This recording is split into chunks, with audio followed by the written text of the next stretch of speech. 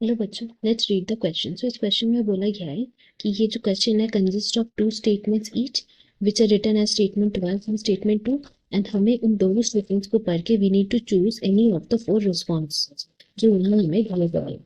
Now statement 1 में बोला गया है कि स्पीशीज जिनमें हाई जेनेटिक वेरिएबिलिटी होता है they are at greater risk of extinction as compare to species जिनमें लोअर जेनेटिक वेरिएबिलिटी होता है।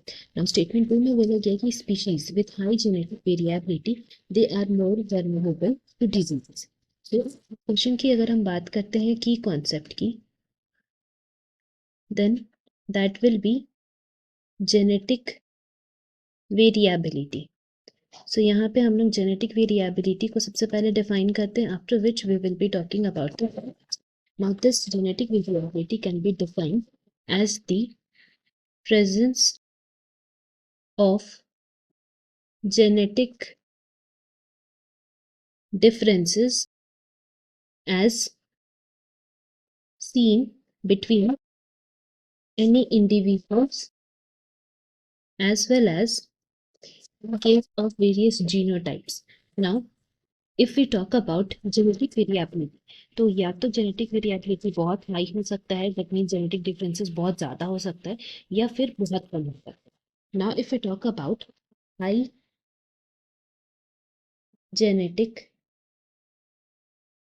variability, सो अगर हम लोग हाई जेनेटिक वेरिएबिलिटी की बात करते हैं दैट मीन्स जेनेटिक डिफरेंसेस बहुत ज़्यादा होते हैं इस केस में, एंड ऐसे पॉपुलेशंस जिनमें जेनेटिक वेरिएबिलिटी ज़्यादा होता है then they are more likely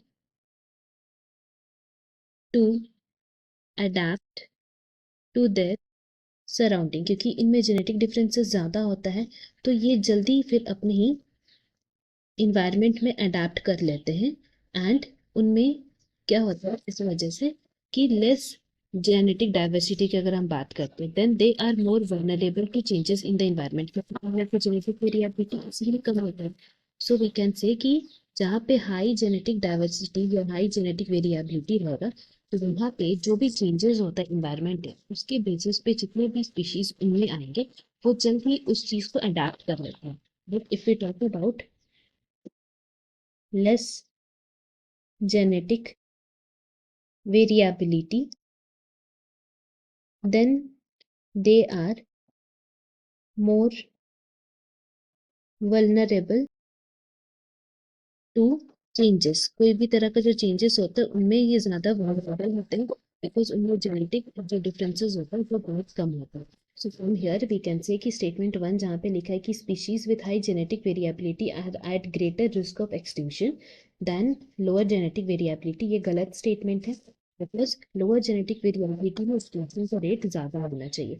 and statement 2 जिसमें बोला है कि species with high genetic variability are more vulnerable to diseases, ये स्टेटमेंट भी इनकरेक्ट है because more vulnerable to changes कौन होते हैं, they are less genetic variability वाले species. That is the reason यहाँ हम लोग बोल सकते हैं दोनों ही स्टेटमेंट इनकरेक्ट है। That means option B is correct. Hope you have understood it well. Best of luck. Thank you.